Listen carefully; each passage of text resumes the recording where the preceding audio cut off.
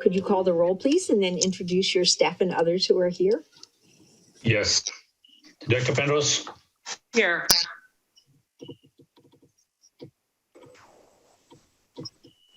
Director Clark? Present. Okay. Director Harvey? Here.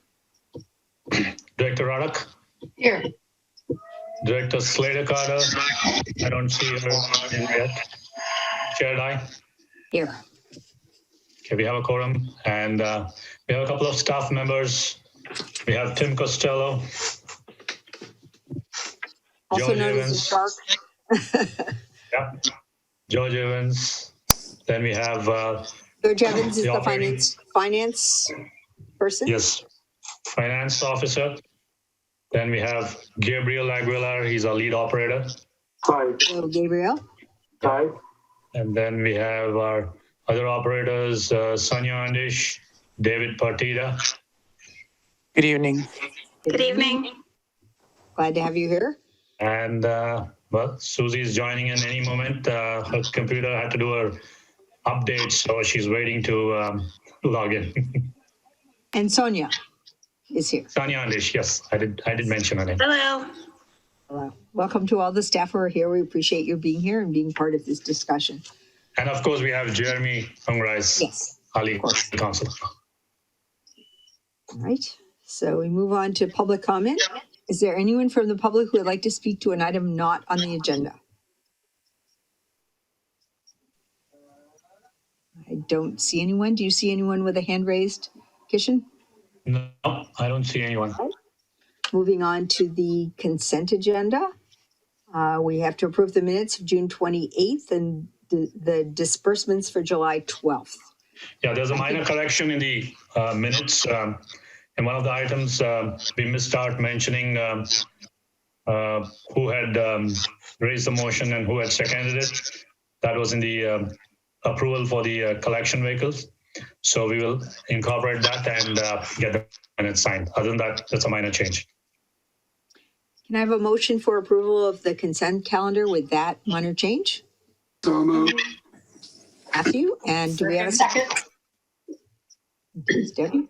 Second. Okay. Could we have a roll call, please? Director Penrose, Yes. Director Clark, Aye. Director Harvey, Aye. Director Raddock. I said aye. Oh, there you go. Okay. So I don't know who that is. Chair Dye? Yes. Okay. Motion approved. Is iPad 6 Catherine? I got a text from her that said that she's trying to get on.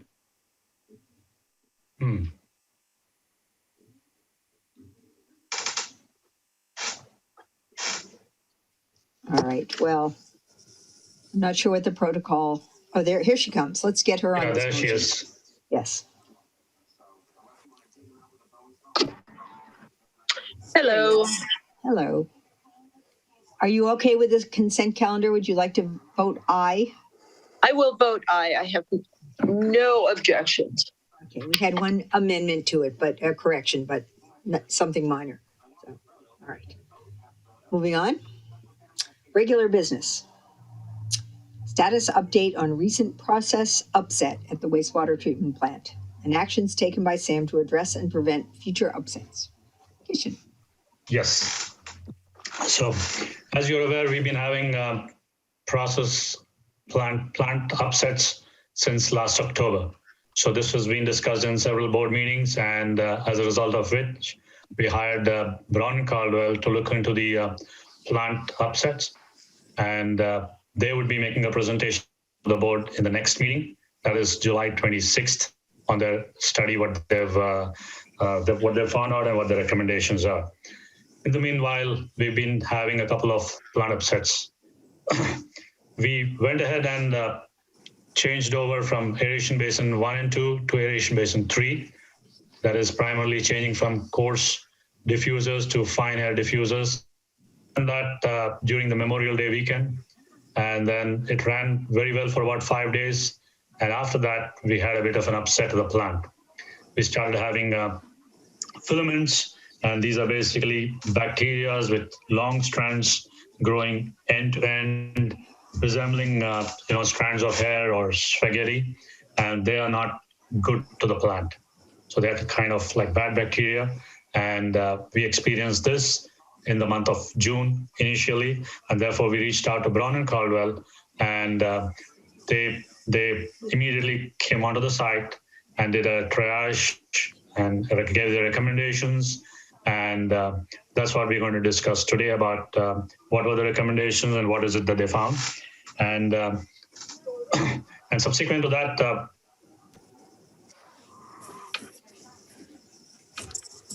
time, and that went off very well.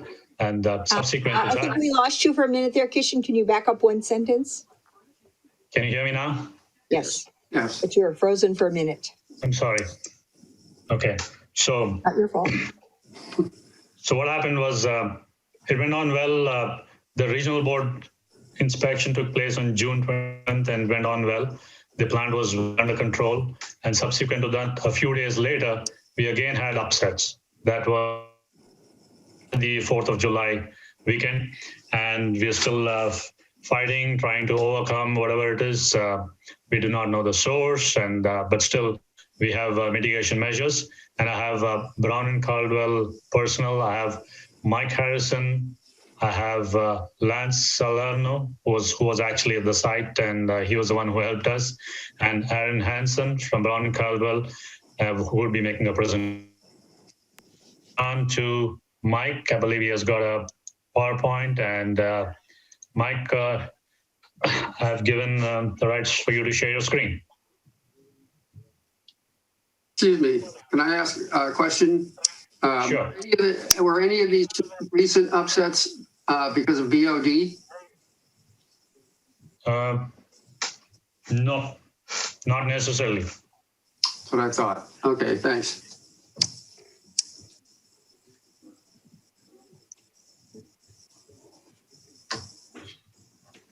Yes, Mike. All right. Can you guys see the screen? Yes. Yes. Great, thank you. As Kishan mentioned, we were hired a little while back to, that was a good question about BOD. It was really, the original intent was to address high BOD and how the plant responded the last time. So we went about our way looking at the data. I gave you an update. I think it was the May 24th meeting on some of the options we're looking at. Really more of the permanent options on what to do at your plant to improve it. This was kind of a turn of events. Since then, Kishan mentioned plant upsets, and it's just getting worse and worse. We were fortunate Lance had some time to come in, and we were able to revise our contract to get more operational assistance, to get Lance on site more, and to help support and triage the plant to figure out some quick fixes or some things to control the plant. So I'm going to summarize on that and give you kind of current up-to-date information as well. I'm very fortunate. I would have had Lance present this, but he was flying around. He's in a hotel room. So Lance is here as well as Aaron to correct me if I screw something up. So I'll continue on and they'll correct me if need be. So anyways, I'm going to talk through this agenda. Basically, I'll step through a sequence of events kind of to give you an idea of kind of the timeline of this. And then talk a little bit about just the operational observations. A lot of the things we had to do is look at a lot of data and at least get some ideas on what's happening. And then we'll go through some recommendations. What we did to, I'll call it triage or put a Band-Aid on the system. And I'll talk a little bit about the regional board site visit. We weren't on site, so but I heard it went well. And then just the recent activities. So that's really what I want to talk through. Please, if you have any questions at any time, just go ahead and interject. I don't know if I'll have the ability to see, hands raised, but if Kishan, feel free. If you see someone that's raising their hands, I can more than happy just quickly address them. So, anyways, Kishan mentioned that the initial switchover. So in May, we switched from the basins 1 and 2 to aeration basin 3. That's the fine bubble diffuser. So there was kind of a cutover process where we had to transfer the material or the bugs and all that into the new basin. Hey, Mike, there's a question. Yeah. I see we have specific dates for the other things. What date was the switch made? That's a good question. I don't know the date. Tim probably It's knows. my understanding the there exact were date. only 5 days that things were stable. So I'm just curious if it was I the think we very did it last day. on 31st was a holiday. So immediately after the holiday, we fired the basin, if I'm right. So June 1st. June 1st. June Okay, 1st. thank you. Yeah, Sorry. thanks, Keishan. So it ran until around the cutover, June 4th. It was trending well, things were going normal. And then after June 4th, that's when, if you look at the data, the process upset started. So Sam contacted us on the 8th just to say, hey, something's going on. Is there any way you can get some more operational assistance in there? So on the 9th, Lance came out on site and quickly tried to do a triage on how best to proceed. And then on the 16th and 21st, there were some follow-up visits by Lance. And during that whole period, there were pretty much afternoon sessions on checking in on the data since Lance couldn't be there full time, just to get an idea on that. On the 24th, we submitted a report to Sam, and that was really used for the regional board. So on the next day, there was a regional board inspection. Obviously, they have a very keen interest on what's going on. So we were pretty happy at that point, feeling pretty good about it. And then on July 3rd, another bomb hit the plant. So that's kind of the timeline, and they're still struggling. Plants continuing to degrade and causing even more issues at this point. So we're really doubling down on a lot of the activities. So I got the current information today from Kishan and Lance, and it looks like there's, the solids aren't looking so hot. So we're very concerned. We're doing our best to try to address some of these things. But you'll see in my presentation, if you don't know what's coming into the plant, it's pretty hard to control it. And there's some issues in your collection system that we're going to strongly encourage an investigation on that so we can get a handle on it. So here's our observation summary. When we went out on site, I'm breaking this up into 4 sort of areas in which we looked at. One is just the observation of the aeration basin. They're the heart of your plant, and looking at the data and the trends to see what's going on. Next, there was a pretty intense effort on looking at the actual sludge. So the material, the bacteria, all the things inside the aeration basins, we had to go look in detail to identify the type of microorganisms that are in there, because that could give us a clue as to what's going on, the cause. So that was one thing that we did, and we're able to get some pretty firm conclusions on that. The next step was to jar test polymer, and I'll get into that. But a way to settle the sludge in your clarifiers is to add polymer. It's a settling aid. So to get that going and optimizing that would help hugely, because that's a big issue with the plant, is the settling. And then the last big thing was a septicity evaluation. Based on the microscopic examination of the sludge, we wanted to look as much as we could at some causes of septicity, because the bacteria we identified were the ones that grow in those conditions. So that was kind of our general 4-step kind of triage as we went through this. The first slide here is the observation, and I'll step you through the trend lines. The blue line that you see that's kind of trending up and then it goes down, stabilizes and goes back up. That is what we term MLSS, or mixed liquor suspended solids. That's essentially, in my terms, is the bugs in your system, that the concentration that's in your aeration basin. You want it, around the 2 to 2,500, like it was starting before the 4th. The orange line is the SVI.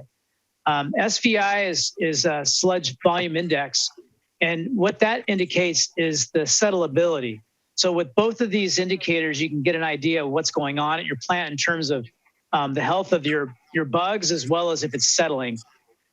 You can see at the beginning on June 4th, the trend started going up. So the SVI started creeping up. So that means sludge is not settling, so it's rising. Things are going on. And what happens is that then that spills over. So your clarifiers at the end of your process, the things should be settling out. If they don't, they spill over into the clarifier and then get discharged, because that's the last line of defense. As you also notice, the blue line's going down. So that indicates a couple of possibilities. Your bugs aren't growing. There's something that's inhibiting the growth. And number two, if it's not settling, a lot of those bugs are spilling over and going out into the plant and being discharged. So you can see that it just trends down. The blue mixed liquor going down. So it was around 2,000 to start with. It went up, things were good. And then it started dropping. So it went down to say 1,200. As you can see, we also put down the time in which we added seed, and I'll get into this later. When your bugs aren't healthy, you need to basically imagine a culture to help improve the bug life so they can get back to doing what they're supposed to be, which is removing BOD and treating the flow. Lance, I didn't know if you wanted to add anything since he's on the phone, if any other conclusions or anything you wanted to talk to. I'll give him a minute. Hello, Mike. Thanks. Nice summary. And you could, I think the trends kind of, describe in a picture form, pretty much what had occurred during that period.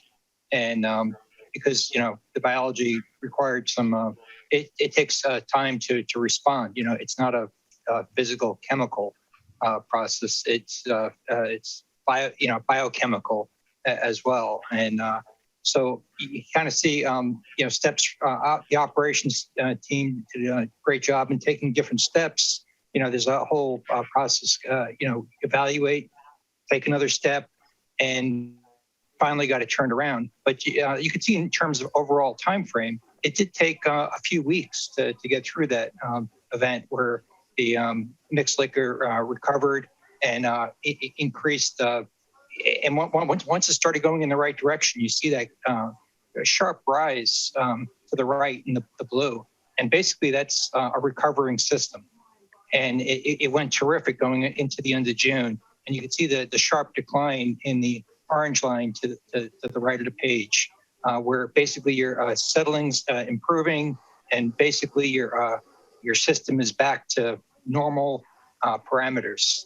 And it did take some time. And with the biological process, it's just there's a lot of things going on, and it just it is a methodical process, especially when we don't know what's causing that inhibition, to begin with. And just a shout out to the operations team that have been working the problem tirelessly. And thanks everyone. It was a pleasure working with you all. Thanks, Lance. So we left it on the 24th or so, feeling pretty optimistic about that until the next event happened. So that's later, but we'll talk about what we did here, and then we can talk about current steps moving forward. So the next step was looking at the sludge in detail, and I wanted to show a couple of little slides.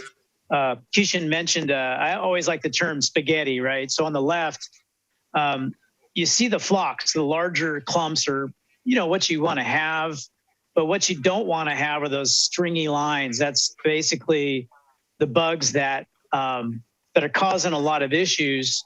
They're considered filaments, and it's type O21N. That was the first measurement. And on the right you can see kind of a more detail on that, on the filaments there. So that was what was observed in the sledge. And what that does is it gives us an idea of, number one, what could be a possible cause? What are these filaments like? And so we were able to essentially say, look, there's septicity. That's one of the biggest, I guess, if there's septicity, you'll see a lot of type O21N filaments. So that was one thing that we wanted. Yeah. Yeah. What is septicity? So that's basically imagining no conditions. Imagine a bunch of wastewater sitting stagnant for a long period of time. So it becomes septic, which means there's no oxygen. It starts kind of breaking down the wrong way. And so you get the wrong bugs growing when that happens. So that's kind of what septicity is, similar to septic. Yeah, and Mike, I'll add, it's one of the characteristics you might get is that buildup of sulfides in a septic environment, which is also known as that rotten egg smell, and that's an indicator of sulfides, but there's various types of parameters that form. That's the most commonly known just because of the very low odor threshold. People usually smell that particular parameter first. But there's all various types of parameters, but that's the most common one. Thank you. Mike, there's a question by Director Radak. Yeah.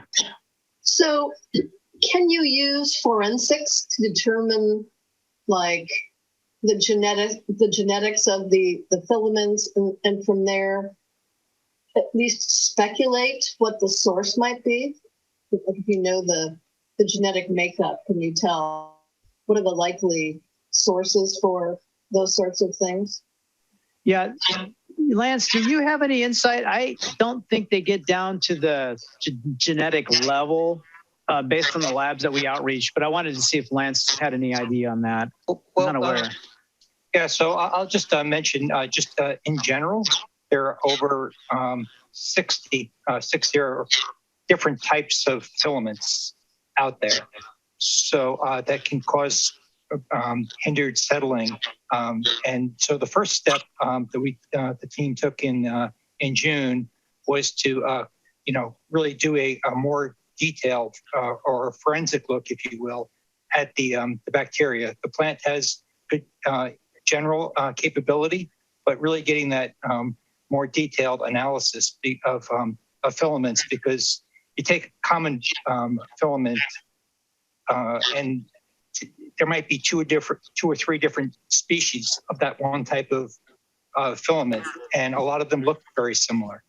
So basically, we narrowed it down that first during the event in June to an abundance or an overabundance of one particular type that has characteristics. So once we identify the type of filament, then we can kind of work backwards and say, okay, what causes this filament to grow in abundance? And those characteristics being cyclicity is one of them, but also nutrient deficiency, or because it could be a combination, low DO. So we kind of looked at it. Okay, well, now that we found the filament, now let's start collecting information and trying to rule things out. And so it's kind of a detective process, if you will.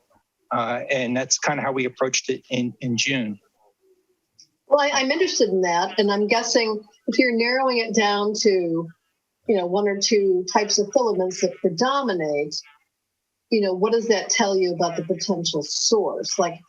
So I would be interested, what is coming into the system, whether it's minerals or through the collection systems that might produce those sorts of filaments?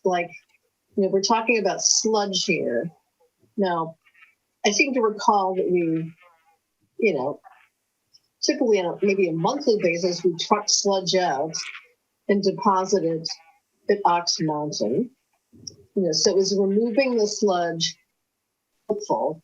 But I also know that I think we had some sort of mutual arrangement where we ship our sludge to Ox Mountain and then Ox Mountain sends leachate to us. I'm guessing leachate is one thing that might be entering the plant. What's entering the plant where we might create a connection between certain types of filaments and those things that are entering the plant? We must have a good idea of what's entering the system. So, and that's actually a great question that we're talking about now actively, because the plant has been collecting data to monitor their process, right? That's normally what the plant does day to day, week to week. However, when there's an upset and there's a potential cause, then the question's asked, what other data do we need on what's coming into the plant that we might not normally collect? And so there are parameters we identified and talked with the plant just recently about to help characterize or provide additional characterization insight into the water coming in. Mike, I don't want to steal your thunder. I'm sorry. I apologize. Yeah, I think it's really important. So we've identified these predominant filaments. Now, if I were the Columbo, which you guys are, you're kind of the Columbo, right? Looking at this thing. My next question was, so is there a nexus between certain kinds of filaments and certain kinds of inputs? And what is the universe of inputs coming in? And what what subset of those inputs might be feeding particular filaments. So I'm hoping your report is going to, get into that stuff because, there's not just sewage. I mean, there's stuff, I think some of the nurseries, there's the leachate. I think we need to start narrowing it down. And it sounds like you're getting there. So, Yeah. The problem is our scope is really mostly inside the fence. So we were kind of hamstrung on that. And we've realized that we need stuff outside the fence. So we'll cover as much as we can with what we need to do, but we're going to outline some steps to do more investigative work in the collection system upstream, right? Because you need to do that systematically to figure out, we've provided some information on some ways of monitoring certain selections of the collection system. So then we can narrow it down to one area. And then once it's down to one area, we can go and do real detailed evaluation of what types of restaurants, industries, fertilizer, whatever's around so that we can get an idea on it. So that's the process. But we did. We're not looking at outside the plant.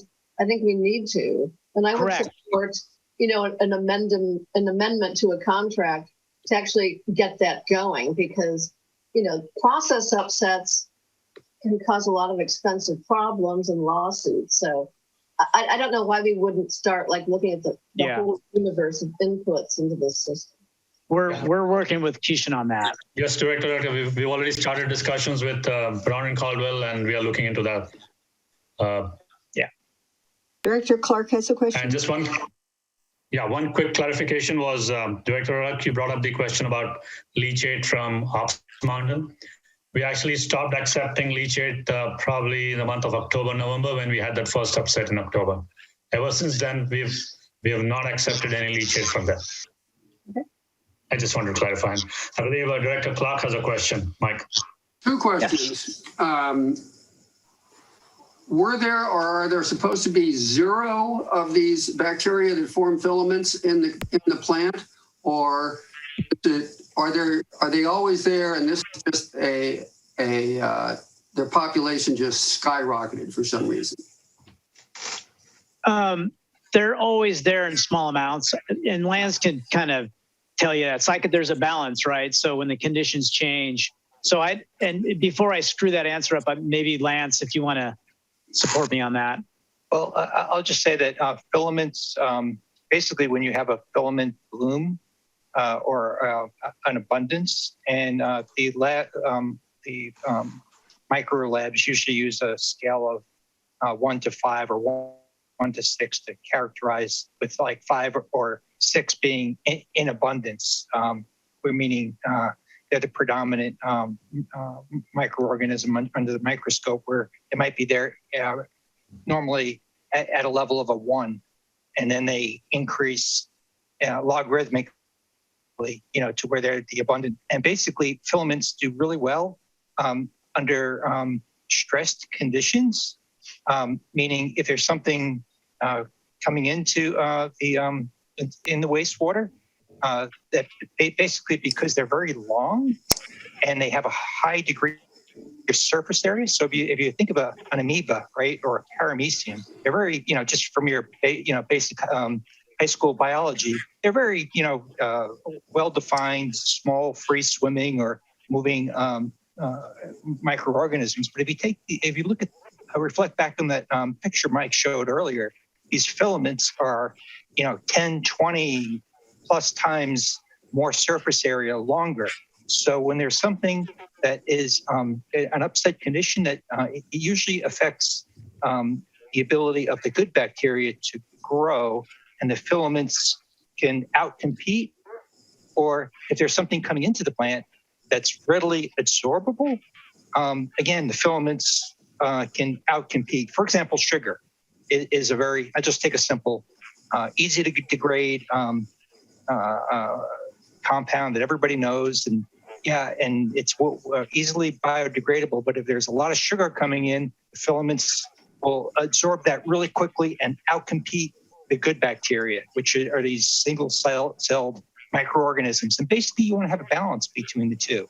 You want some filaments in your wastewater, but you want some single-celled organisms too. And basically the filaments and the bacteria work together to form what we call the flocks, and the flocks grow and they settle in the clarifier. So and basically we have a situation where we're out of balance, and so the filaments are out competing the bacteria that we want to grow, and they don't settle very well, and or at all in the current case. And so we need to figure out now what's causing the filaments to grow in abundance and the good bacteria not to grow as well. And beyond that, the event that we're seeing is called bulking, when the filaments just basically stand up in your clarifier and they don't settle at all. And they're very dispersed, not forming the good flock. So I'm sorry for too long an answer if I've hopefully answered your question. Okay, no, that was good. So they're always there. This is not something brand new that just suddenly showed up unexpectedly. Correct. Second question, the additional space in the wet weather storage facility up here in GCSD recently went online. It hasn't been raining. I don't know if anything's even flowed through that since it went online, but could there be any correlation with that new or expanded facility and this upset?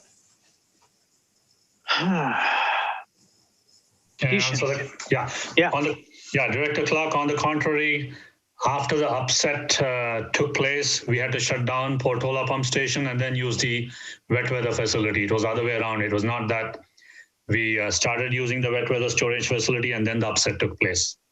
You get what I'm saying? Yes. Thank you. Thank you. I believe Director Ruddock has a question, and then Director Slater-Carter has a question after that. I have a follow-up question to that. So, are the bacteria coming in as filaments? Or are they coming in, maybe the settling time or the resident time is long, and they're forming filaments after getting to the plants? Like, at what stage is it becoming a problem? Is it coming in as a problem, or is it becoming a problem after it's in the, at the treatment plant? That's a good question. They are blooming in the system. So we have the conditions coming in that are and there will be some bacteria forming in the that are undesirable within the collection system. For example, that do really well in septic conditions. So you will have some forming in the in a collection system. So it could be a combination where they're forming to an abundance within the collection system, and then basically seeding the plant from outside. But we haven't really looked at the collection system, so I hesitate to. I don't want to speculate too much, and that's kind of where Mike was saying we've been really focusing on within the fence line. Although we did visit one pump station and talked a little bit about about the concept of going into the collection system. So I don't want to get too far from what we know, because our efforts have really been within at the plant so far. Any other questions before? I have a few other slides. Director Slater-Carter has a question. Yeah. She's raised her hand. Thank you. And I'll start by thanking you for the long answers. I think this is a board that can understand that, and I appreciate the respect you show to us by giving us the long answers. And I also appreciate and want to thank the staff who is spending their time watching this meeting. And they also deserve the long answers, because they're the ones who are battling this. So thank you on two fronts. The other is that in order to get a complete view, I know Half Moon Bay has a contract with Mark Thomas, and I hope they will allow Sam and Brown and Caldwell to get data and necessary information from Mark Thomas so that we can put this. I feel like we're looking at parts of a jigsaw puzzle, and we need to be looking at the entire system from what you've been saying to be able to understand where and what is coming in. And you are pretty aware of all of the parts that cause these 60 different filaments to flourish. And it sounds like we're down to just one instead of having to look at all 60. But it seems like what we need to do is find out what's coming into the plant that's causing that. And so I also agree with Director Ruddick that if we need to amend a contract, I would wholeheartedly approve that. And I think the sooner we can get down to the bottom of this, the better. So please keep giving those long answers. It helps me understand. Me too. Just kidding. Yes.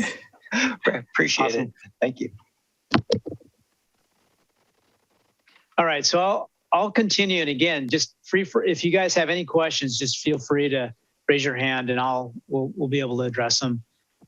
So the next part is, once we looked at the sledge, we knew right away, and Lance was kind of all over this, is that we would need to add a seed supplement. And what that is, you can imagine, I put it in terms of, like inoculation. You want to get the good bugs, and so the way you can do that is try to add a lot of the good bugs so you can outcompete all the filaments if you can. And that's what you just try to do to continue to do that.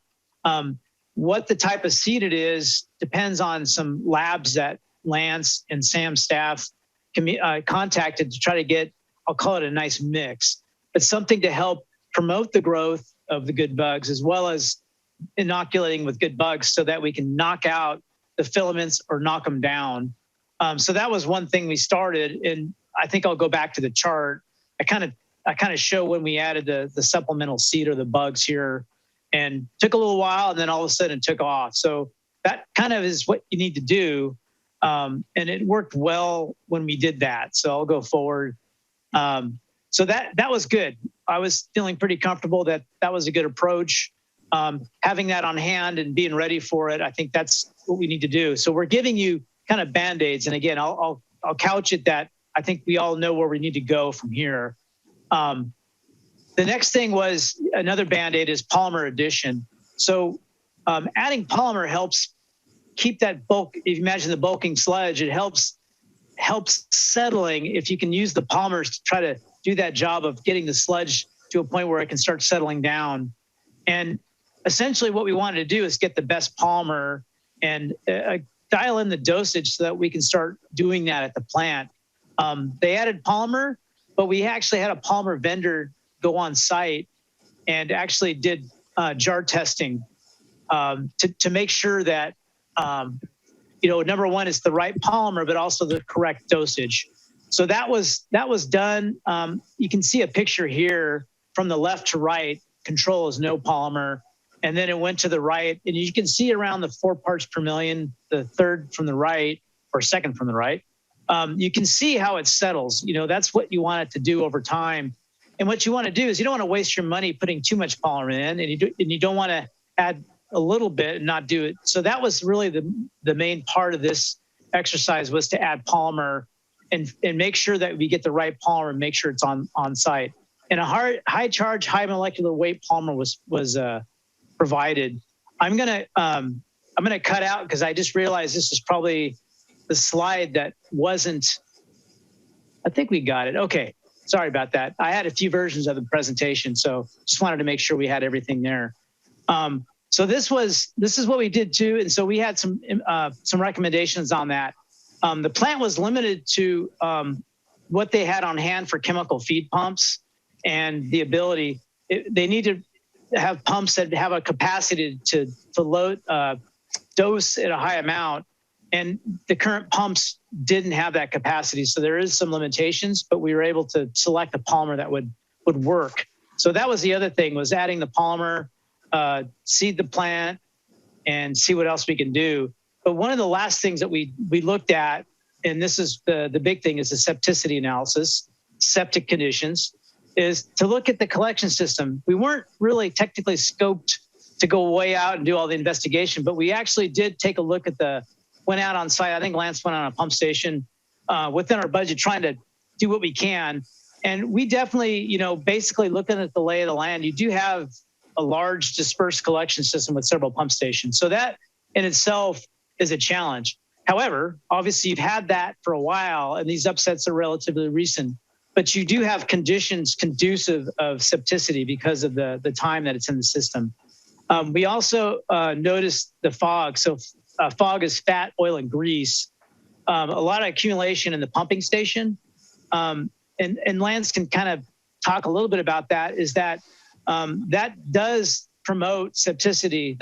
This is a higher strength, high BOD numbers that can cause those issues. And then we don't have the exact data, but there was some indications of some high BOD samples collected in the collection system. We don't have exact numbers, but I heard of a high number, like 40,000 parts, super high BOD. So that in a while saying, okay, we got to really hit the collection system. We know there's some potential there. We don't know the exact sources, but we know that there's conditions out in the system that can cause this. So what we wanted to do is kind of take another look by using a term ORP. So keep this in mind, is that this is called an oxidation reduction potential. That's a measurement of septicity, or, like I'll envision like the real septic has a very high negative number.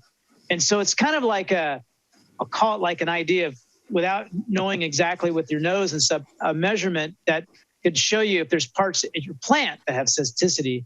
You keep in mind at this point, we were still looking at the plant in addition to the collection system in a little bit, to take a look at your plant to make sure we wanted to exhaust all causes if it's at the plant. So this was done. We recommended a probe. So I think a portable probe was rented to take samples within the plant to see, hey, is there any place in the plant that would cause those challenges? So that was one thing that we did. I'm trying to think of, this, I think this might be an older slide, so I apologize. There wasn't any place in your system or basins at the plant that had any severe, I'll call them dead spots, right? That's when you have a septic condition, it's where something is septic. The one thing that we did change is the amount of primary sedimentation tanks that are in service. You really only need to have 2 online in the summer. So that kind of at least reduces any type of, long time where it's settling. So that was done also in addition to looking at the collection system, just indicating that there's some challenges there. So that was kind of like, okay, we need to get it. We have a handle on what we did at this first time. Use some polymer, add some seed, make sure the plant's operating that way, and have it improved. That was kind of the mindset when we did this initial stab. However, as you know, since July 3rd, which I have here, they've had some serious issues, and we have some follow-up work here that we've done. As I mentioned, about June 30th was about the time that the upset started. And again, it was very similar, sludge settling problems. At that time, we actually did some more sampling of the sludge, the microbiological examination. And in addition to the O21N, we did see nocardia, which is another type of filament that causes some issues. Lance, do you want to talk a little bit about that part? Yeah. So I'll just we saw nocardia and another filament called S. natans. That's S and Sam and natans, Natans. And a common denominator between those, but we saw less O21N this time. So we saw a shift in the type of filament that was occurring. We saw we're seeing a very similar pattern where our mixed liquor suspended solids, that slide Mike showed earlier, the orange and the blue lines, where you just saw a remarkable decrease in the amount of ML mixed liquor suspended solids with time as your SVI is going up. So basically, we're the mixed liquor suspended solids is measured in your aeration basin.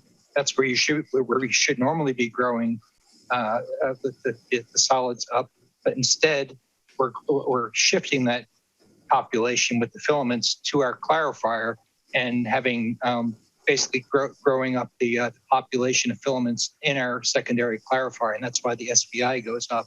And it's repeating, over the past week or 10 days in a very similar pattern. And just in general, unfortunately, the steps that we have taken, for example, the polymer that we identified with the plant's existing vendor that did those jar tests, we tried to implement it full scale, and we didn't see the results. There were some limitations in dosing, and it's a temporary arrangement that we're using in the field again to try to. The operators are just trying to do everything we can on the spot without a formal design process, right? To design a polymer addition system. So we tried to implement that full scale. We didn't see good results on the polymer. We started seeding a couple of days ago on Friday, but as we saw last time, it took about eight days for the seed to respond. Unfortunately, we're only into day 3 or 4, so and we haven't turned the corner yet. So the steps that we took last time are being repeated, and the operators are being very, very attentive to the system and working it, but we still don't have really good information on what's coming in from the outside or what might be causing this. And we're really concerned because in that we saw an issue, and we'll just stick with June, and then we the plant got back under control, and then it reoccurred. So whether it's transient or persistent, different sources, it's a little perplexing technically right now as to the recurrence. And Lance, I as you can see, an interim recommendation. The first one is source evaluation program. We need to understand the sources. I mean, that's just if you imagine. You have the best aeration basins and brand new 2 or 3 of them. It won't matter if you have inhibition and source control. Things coming in. That's a big challenge. So we recognize that. You guys hit the several directors have mentioned like source control, source evaluation. We just need to understand the sources because that's the key. And going through this process. If it was a one-time deal, that's one thing. But there's got to be something going on that's fundamentally different, that's changed, that we need to investigate. If there's additional stuff from Mark Thomas, that's awesome. There's probably a connecting the dots thing that needs to be done just to make sure we get everything covered. Here's another reason why is that I really don't want to have the regional board come in here and impose some really stringent, I'll call it a source control program. Getting it addressed in an early manner will prevent that because you're a smaller system. I think it's important to just get on top of it. So we understand that. So Lance mentioned some of the things that we're continuing doing, but I think that's the big thing. And we're getting our best minds. Keishan reached out to me a while back, and we're getting a kind of the understanding of the best approach to look at that, so that could be considered. Any other information or other programs would be helpful, but we got to get a handle on that because it's just going to keep repeating itself. And we can have a good polymer addition. Again, it didn't work last time. The seeding is important to make sure that we can do that and have all those operational implementation in there. So, we have a few other things in here. Obviously a good high dissolved oxygen in the system is important. The last bullet point here, and I apologize earlier, I had an older slide deck. I just replaced it. So hopefully I saw a couple bullets missing. So I wanted to make sure I cover that. Direct wasting, you have a rotary drum thickener. So when you waste your solids, direct wasting during the day, ideally, if you had unlimited money and unlimited staff, we would love to waste solids continuously. so that you're basically just taking it out smoothly out of the system rather than, dumping it during the day out. Because anything to stabilize the system, we recognize that's probably not the most practical way.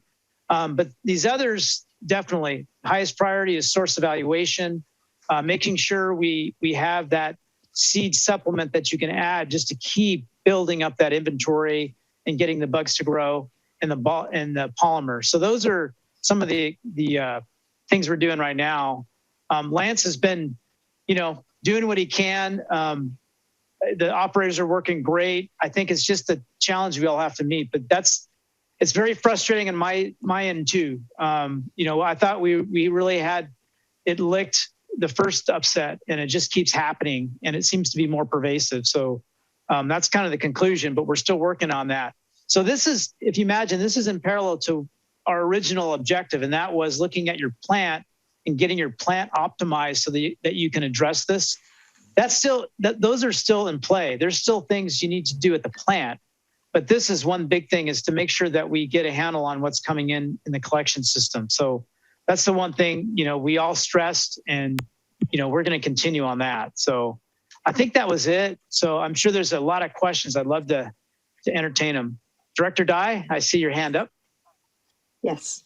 It's my understanding that there's actually been no official request to our agency for additional information.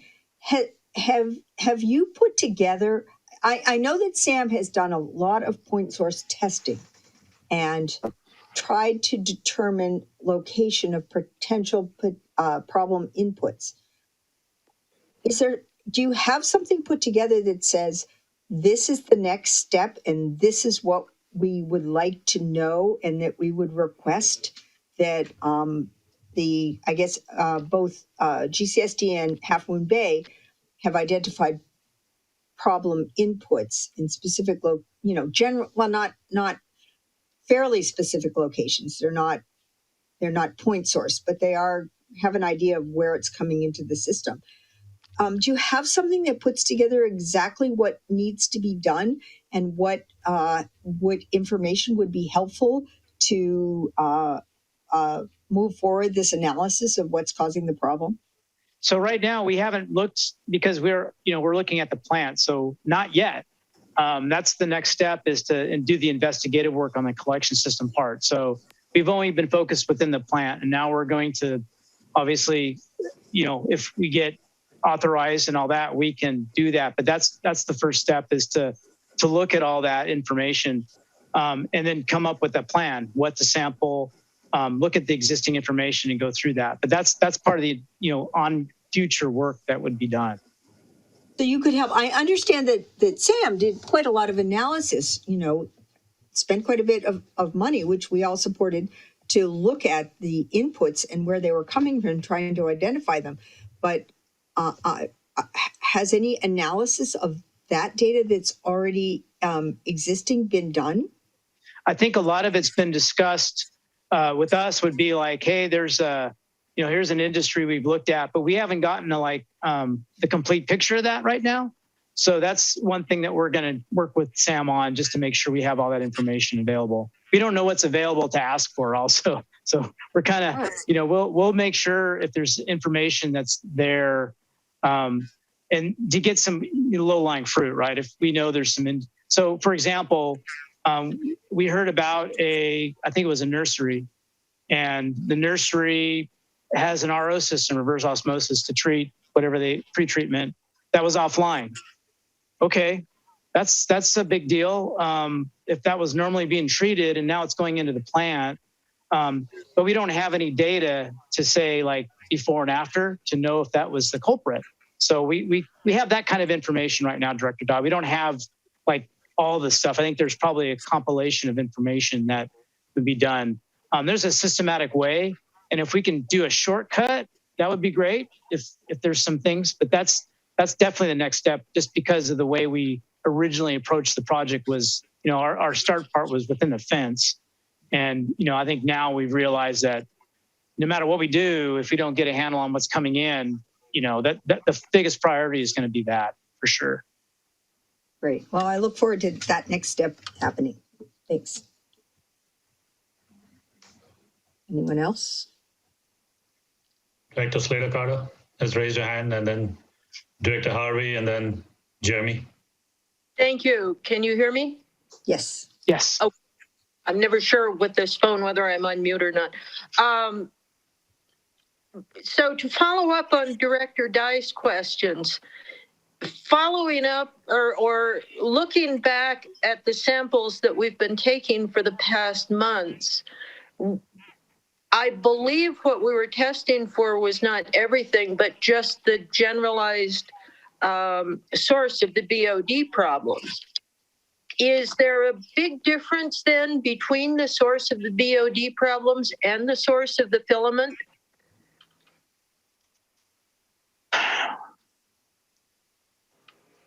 That's a there. I'm thinking out loud, but I think there's a cause and effect. The high BOD that happened before could still be there, and I think if it's just high BOD, there's one condition. Now, if there's high BOD and additional, I guess call them inhibitors or things that are causing trouble, then that's what's causing the problem. Because if you just look at BOD, it's not just the BOD spikes that are causing problems now. That's not the issue. There's some other things that are inhibitory. So it's, again, that's more of the investigative work in the collection system to see high BOD, if it's fog, oil, and grease that's in a pump station that's not pumping overnight, yes, that'll cause some issues with that. That causes a septicity. So that's what BOD would do. It'll actually aggravate the septic conditions, right? The lower the BOD, the longer you can stand to have a pool of wastewater in the wet pit. But if it's high BOD, that causes more aggressive septic conditions that are conducive of growing the filaments. I didn't know. Mike, yeah, Lance, go ahead. And just to add to that there are parameters that we're not currently testing for that could Correct. be tested for in a characterization program. For example, to accompany that BOD data, I would suggest I mentioned sulfides. You could measure aqueous sulfides to actually quantify the amount of sulfide, and you could actually measure the amount of oil and grease with an oil and grease test. So right now we just have a BOD snapshot without the accompanying sulfide, oil and grease, or ammonia data. So it's not a complete picture. And you know, it's really I always like to keep to try not to rule out anything until we really get to the root cause. And right now we don't really have the data picture to come up with a root cause that at least I've seen so far, Mike. At MWSD at our last meeting, we had a very interesting presentation on the effects of drought on the SAM plant and on the treatment system. And so this is a two-part question. One, is there some relationship, diurnal relationship in this? Is there a flow-based relationship? That was two. And so those are, I had another one and it slipped away. I should have written it down. I'll think about it. Yeah. Lance, do you want to answer that? Yeah, just in terms of the impact of just the entire the COVID, and we're coming out of this right now, right? In general, where and that's actually a poignant question. It's something I've been scratching my head thinking about in terms of, so as restaurants reopen and folks use more sanitizers, some of these contain very strong biological inhibitors like quaternary ammonia compounds, things that are in these cleaners, but also, I mean, more commonly hand sanitizer, right? We don't need, jugs of this stuff. Maybe folks are starting to flush, which could have a, flush excess, which could have a residual. So we can't, just as we saw a shift where populations which normally commuted to urban areas stayed in more suburban areas, for example, and more residential, I should say. areas around cities. We definitely saw a shift at the beginning of COVID where concentrations of ammonia and BOD went up where normally they went down with that diurnal flush. And I saw this in other parts of the country as well. And how the plants are reacting coming out of COVID. I haven't, just in my mind, from a simple biological point of view, how are restaurants and establishments that use a lot of sanitizers and cleaners, are they sanitizing more, which would have a negative impact on the biology? What are we doing with all this excess, hand sanitizers and cleaners when we don't need them? I hope folks aren't, flushing them, but unfortunately, that's something that we can't rule out either. You might not necessarily see that in a BOD test if it's being, if it's an inhibitor like that. Yeah, Lance, in fact, you hit the nail on the head, Lance. Today we were talking to the guys who do the micro for us, EBS, and they did mention that they've been experiencing different changes in micros for the past couple of months because they find that a lot of people are using maybe 10 times or 15 times disinfectants during the day rather than 1 or 2. So they've noticed a significant change in their micros. And so I think Jim Harvey had a question. Is if things are happening across multiple processing plants, and it sounds like the answer to that is yes. So we're not alone in this. Am I correct? I think the one thing that you're not alone in is the impact of the drought. We've seen all agencies have a change in wastewater strength. That's kind of trended though. That isn't like an abrupt change that we've seen. But what Lance is mentioning is we've seen some other similar issues with the sanitizer, but that's more of a theory. We haven't said, oh yeah, that's just a trend that's happening everywhere. Your problem's kind of unique. The severity of it, I think, is what the challenge is for you. Because I think some plants have the ability to kind of weather some of these things. But if you're running really, really on the end, that's when you get a challenge when something comes in. So again, we don't know yet what the cause is, but we know we need to look in the collection system and do. I know it's costly, but you need to do a little bit more testing to do more investigative work beyond just the BOD. And Lance mentioned sulfides, EC, that's a simple, easy one. Electroconductivity, that's kind of the measure of dissolved solids.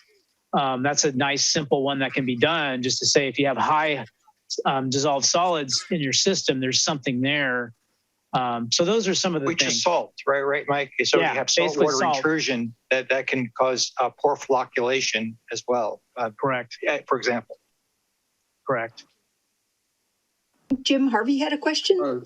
It's interesting from my medical background that nocardia, which is Asteroides bacterium, it's a lung infection. It's a bacteria that is, from a medical aspect, that is extremely hard to kill. It causes severe lung pneumonia infections. It's interesting that nocardia is in your system. I wonder, is that my first question? Is nocardia being in your system a new thing or unique thing in this system? And then my second question is, Kishan mentioned the leachate being stopped in October. Maybe this is a dumb question, but is there any connection with the leachate having been stopped and these problems? So those are my two questions.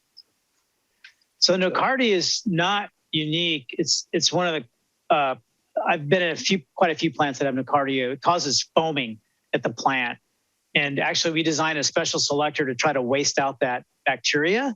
So to answer your question on that, the second one on stopping the leachate, that's interesting. I don't know if there is any correlation on, the exact time, but that's definitely something we can take a look at to see if that actually was almost helping you. I don't know if that's the case. Lance, what about your experiences with nocardia? Yeah, so nocardia, I mean, if you pick up a a wastewater textbook, it'll be one of the most commonly mentioned types of filaments in our field nationally, because it is, it does occur or proliferate under with septic and grease conditions. And as you mentioned, and it's interesting, it's a very difficult filament to attack using, for example, chlorine, as is O21N. Yes. Because once you get up to doses that, because it penetrates into the floc and commingles with the good bacteria in such a way that once you get up to a sufficient dose to often, kill or the Nocardia, you're killing all your good bacteria as well. And we've been, so this is something that the plant operations has been trying to walk that fine line in progressively increasing the chlorine dose. And they're right at the top right now of the envelope in terms of dosing that textbook would say you don't want to go above. But, on the other hand, you have this predominance of filaments. So it's something that, yes, it's a great point because it is difficult to kill filament because of the nature of it, and but it is very common, and we didn't see it to this extent in June, and we saw a shift, whether that's increasing due to the increasing temperature, as we get warmer through the summer, we're going to increase the septicity in the system, and whether it's also the amount of grease in the system as people eat out more, the amount of grease also will increase over the summer. So again, is it a characteristic shift that's causing a microbial shift? I'll just stop there. It's interesting. Address your question. It's interesting that the correlation goes even further. Nocardia is only an active problem in patients that are immunosuppressed. So in systems that are having a deficiency, a problem. So it's in medicine, it's a immunosuppressive agent, and here it is in our system, which is having problems. So it's an opportunistic bacterium, that's for sure. Yeah. Yes, Jeremy, The you had a leachate, question? and then the leachate. Oh, sorry. Yeah, you might. Leachate wouldn't necessarily be a positive thing to have back in, but maybe there's some kind of balance with the leachate not giving the optimum growth conditions for the bad bacteria. Can I just pop in on that for a second regarding the leachate? On the leachate, the BODs were low. They were, acceptable level on the BODs, but that's primarily because the CODs were through the roof because whatever was in the leachate was so toxic that it was killing the... What's the COD? Chemical oxygen demand. Oh, okay. Thank you. It's different than a biochemical oxygen demand. You get the results a lot faster. It's a similar test, but the way it's run is different. So that was part of the reason. Even though the BODs were low, the CODs were super, super high. So Tim, you were saying that the leachate is so toxic, so there could be no correlation. You're saying. I'm saying that's why we stopped it. Once we found out how toxic it was, we were having, and that was back in October. That was one of the first things that we stopped. Okay. Okay. Jeremy, you had a question. Yes, very briefly. I'll have more things to say during closed session, in all likelihood. I just wanted to, for Brown and Caldwell's purposes, I think you probably already know this, but this has been since November, October, when we first became aware of the BOD issue. This really has been a priority for the agency, and there has been a lot of data gathering that's occurred. And so maybe that hasn't all been accumulated in one place. I think some of the other directors kind of got at this issue, but I think it really is important to make sure that information, Dan Child was involved in that, and certainly Sam's staff, and trying to troubleshoot where the hotspots were coming from. So there is a really significant amount of data that needs to be gathered that might help, in this troubleshooting Columbo effort, as Director Ruddick mentioned, you know, you got to use all the resources available. So we're not starting from scratch. Hopefully some of the data that's been previously gathered can help inform the efforts that obviously need to take place. So thank you. Good. Yes, that would be very helpful. Having Brown and Caldwell on board to help us sort of take the big picture look at all of this. Matthew, you had your hand up? Speaking of starting from scratch, did SAM or any of the labs that the collection system samples were sent to retain portions of those samples? Or are we going to literally have to start again from scratch? Because it sounds like Brown and Caldwell is recommending testing for things that may not have been tested for in the previous samples. The labs wouldn't have held any of the samples. They have a certain hold time. Once they exceed that hold time, they'll dispose of the samples. So they held the samples long enough to do their BOD testing that they were doing. So we won't have a history to go back to, and yeah. Oh, well, that's too bad. Yeah, but we do have a history of all the BODs that we've collected at several establishments, which are pretty high. So that's a good start for Brown and Caldwell. Good. Other than that, additional constituents, you know, the establishments haven't changed their process. So we can continue to test it, and I think we'll be able to get good data. Good. I will, for one, will support continuing to have Brown and Caldwell help us try to make sense of what's going on and figure out what information is needed to take a serious look at this. Does anyone else have more questions? Thank you. Thank you so much for all of your work on this and for this very illuminating presentation. It's been really helpful. Nothing You're further? very welcome. You're very welcome. Thank Lance a lot, because Lance was Lance on the front lines. Oh. Yeah, no pun intended. We call him Lance a lot.